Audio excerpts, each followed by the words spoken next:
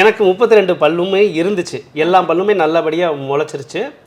But என்ன அப்படின்னு பார்த்தீங்கன்னா, என்னோட ஞானப்பல்லில் வந்து கண்டிப்பாக ஒரு பிரச்சனை. நான் டென்டிஸ்ட்டுங்கிறதுனால எனக்கு முன்னாடியே தெரிஞ்சிருச்சு, இல்லை கண்டிப்பாக ஒரு பிரச்சனை வரும் அப்படிங்கிறது தெரிஞ்சிருச்சு. தெரிஞ்சதால் நான் வாலண்டியராகவே போய் அதை எடுத்துட்டேன். அதுக்கு யூஸே கிடையாது. உண்மையாக சொல்ல பார்த்தா அது யூஸே கிடையாது.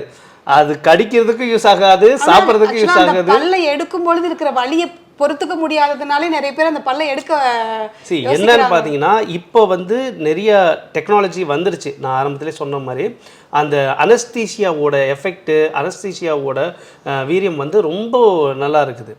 நீங்கள் அந்த சைடு இன்ஜெக்ஷன் லைட்டாக, அந்த இன்ஜெக்ஷன் பெயின் தான், அதை மட்டும் தாங்கிட்டாங்கன்னா அந்த சைடு பெயினே இருக்காது. பல் எடுத்ததுக்கப்புறம் மேபி அந்த வீக்கம் இருக்கும். இது ஏன்னா அந்த சைடு 2 எலும்பு சேர்ற இடம், சரிங்களா? இப்படி ஒரு ஆங்கிள், இது வந்து 2 எலும்பு சேர்ற இடம்.